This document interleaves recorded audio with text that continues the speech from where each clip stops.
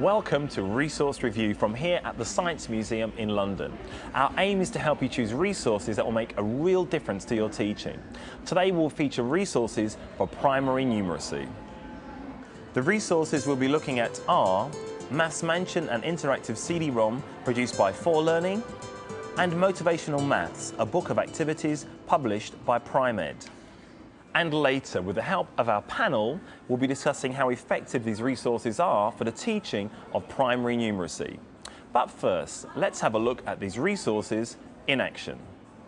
We visit Fitzjohn's Primary School in Hampstead, where Pete Vinovitz is teaching his Key Stage 2 Year 4 class about perimeter and area.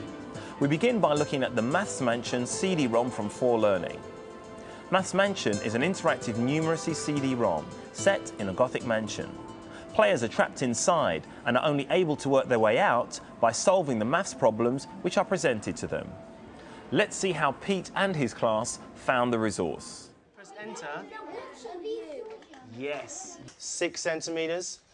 I used Maths Mansion, which was a series on Channel 4. This is the CD-ROM. To solve, and we're going to do this at the end of the lesson, to solve the tricks by finding the perimeter.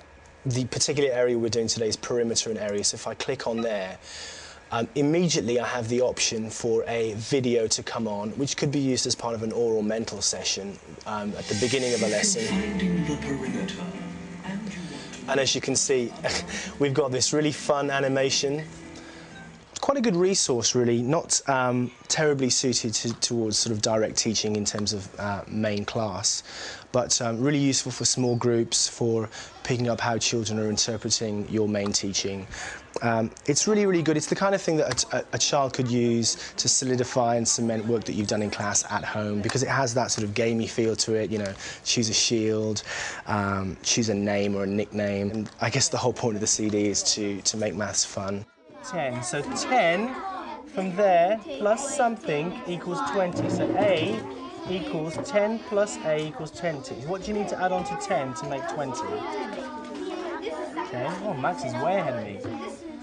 So what's the perimeter? Now that you've got the A and you've got B. It's quite a tough resource. I think if a child hasn't picked up on the main points of a lesson, to throw them into this unguided would be cruel and unusual punishment, really. But no, generally it is, it's for children who have generally got the main point, that you can leave them independently, check up on them from time to time. My attention as a teacher is drawn to children who are making incorrect answers, because I can hear the noise, so immediately I can pinpoint which children are having difficulty. Pretty graphic representations of what I'm trying to achieve in a maths lesson, in terms of splitting up a shape into rectangles and then finding out the perimeter and the area of each. So it's very, very visual. OK, let's add A onto it. 4 plus 12 is... 16. 16 plus 8 is... 24. 24 plus 16 is... It's 56. Ah, you don't need my help. We've just seen the Maths Mansion interactive CD-ROM demonstrated in the classroom. And now to discuss it with us, we have our resource review panel. Andrew Combe, Deputy Head Teacher of Eastfield Primary School and our Primary Numeracy Specialist. Adrian Jones, who's a freelance education consultant. And Alan Mills, Head of the Affiliation Network Specialist Schools Trust. Welcome to you all. Andrew, if I can come to you first. This CD-ROM is designed to make maths fun for pupils. Do you think it's also a valuable educational resource? Well, I think with all ICT, the aim of it, does it enhance pupils' learning in mathematics? And as the teacher said on the video, what it does help to do is perhaps consolidate some of the learning. There are also other aspects that we need to consider.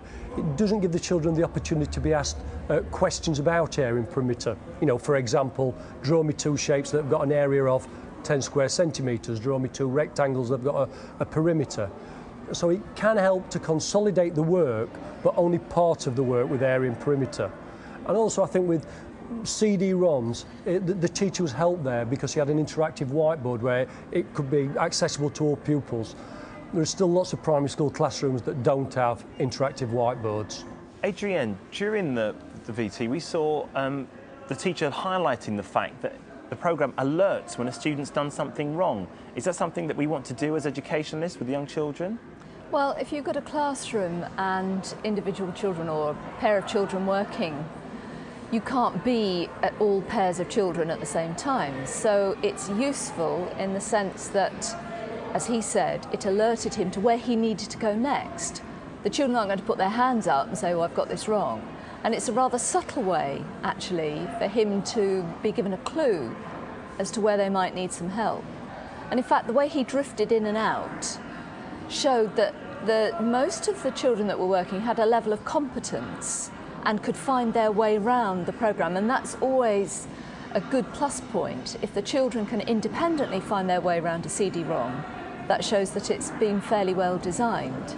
So I think from that point of view, it's something that actually teachers could use with children and know that they can be fairly independent in their own learning. Okay. Alan, any comments you'd like to make? I think I agree it was well designed. I wasn't quite sure about the way it was being used. I mean, I agree with you about the interactive whiteboard. You can't rely on that, and it was necessary to get that going. Personally, I found the noise response when something went wrong irritating in a few seconds. Surely it must have irritated the rest of the class as well. So there's things like that. When you use ICT, very many of the things that they think are exciting, actually I find in a classroom distinctly depressing. If you're stuck with that noise over and over again, it's going to put you off learning. So it looked like a good CD-ROM, but I don't think it particularly added that much to the resources that teacher clearly had at his arsenal already. Now let's look at our second resource, the Motivational Maths book from Pri-Med Publishing. Motivational Maths is a very different and more traditional paper-based resource. But like Maths Mansion, its activities focus on bringing out the magic in maths. It's a photocopyable resource of lesson starters focusing on mathematical tricks. Does it really spark pupils' imagination and encourage problem solving? Let's return to our class. Max, let's start really easy. What shape have we got? A square. We've got a square. But Max, what's the problem here if you didn't know maths? You'd think there's only one measurement given. All the sides of a square are the same. Motivational Maths by Paul Swan. It's, I think it's geared towards higher achievers. Essentially, the book is a series of quizzes, games and puzzles that are designed to really test the knowledge and application of maths, fire investigations for older children. What about if I give you one side? Oh, let me give you this side here. 19 centimetres. Can I find the perimeter with one measurement? Hands up if you think you can find the perimeter of that rectangle with one measurement. Easy. It can be used. I was tinkering with using it for a perimeter and area puzzle today. And the crux of the problem was children had to put together a shape, find the area, and then following instructions sort of tear it up again and put it together where the area, mystifyingly, was 1 square centimetre more. And how is that possible? How can you move from 64 square centimetres to 65 just by, you know, cutting up a shape and rearranging it? But also there's something entirely wrong because you can never work out the area because you don't have the top line except the 3 centimetres, and so there won't be anything because you don't have the measurement of the bottom line. For older children, it's great, it's hands-on, it's really investigative maths, so putting into practice the principles they've learned. For younger children, I think you could happily use it in a sort of year 4, year 5, year 6 plenary to make kids go, wow, how did you do that? You know, because it would really give the wow factor and kids would be like, geez, that is amazing, I want to learn more about that. Or in terms of older children moving on through the key stages into key stage 3, sort of saying, how can I use the knowledge that I've got to solve that problem? Because it is really investigative. So there's a huge range of both number activities here as well as shape and space activities that I would actually highly recommend. Okay, Andrew, what do you think of the Motivational Maths book? Well, I have to say I'm not as enthusiastic as the teacher on the video. To me, I had a few problems with the book. For example, on the start it talks about lesson starters, which I think people might confuse with your mental and oral starter. And also at the beginning of the book, there's no real link to teaching objectives in mathematics. I thought that detracted from the book as well.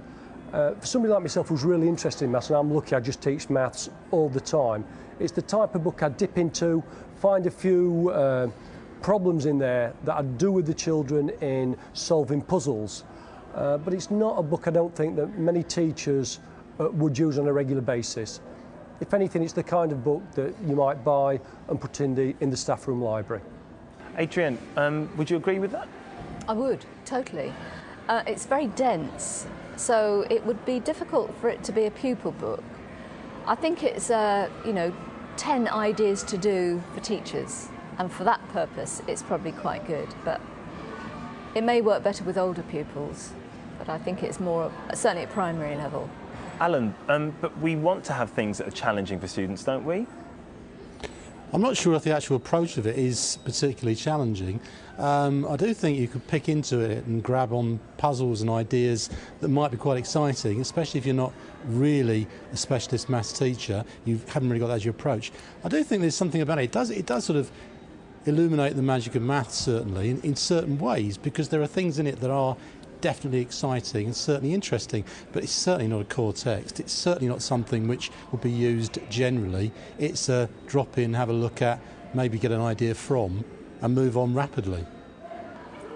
Beyond the 2 resources we focused on here, let's have a look and see what else is out there in the market for primary numeracy. Andrew, is there anything that's particularly caught your eye? Teaching mental calculation strategies in year 5 and 6, published by Beam Education. And what I particularly like about these resources are they link very clearly with what the learning objectives for mental calculations, but also they give plenty of ideas of how to achieve these learning objectives by children playing games, working either with partners or in small groups. And I've used these a lot and found them really, really valuable. And do you have another resource, Andrew? Again, mental and oral starters are target boards from Clare Publications. They're just a set of numbers. It could be numbers, tens and units. It could be numbers associated with measurement, fractions, decimals and percentages. And again, often when you're asking children questions in a mental and oral starter, if you don't have a resource, the children forget the first number that you say. So that again, they're a really valuable resource. Thank you. So to recap, the 2 resources we've looked at today are the Maths Mansion Interactive CD-ROM from 4Learning and the Motivational Maths Activities book from Primed Publishing. So Andrew, of the resources that we've seen, which one would you recommend? I would go for the Maths Mansion because I think there are parts of the CD-ROM which are good for consolidating work that's already been taught by the teacher. And on the clip we saw, the children did seem involved in their learning, and that's always a good thing. Thank you. So, our resource review panel recommendation today is Maths Mansion Interactive CD-ROM from 4Learning.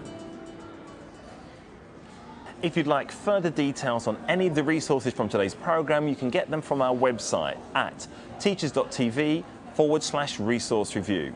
Or if you'd like to get in contact with us, you can do so via email, and the address for that is resourcereview@teachers.tv. So all it remains for me to do is to thank our panel. Thank you very much.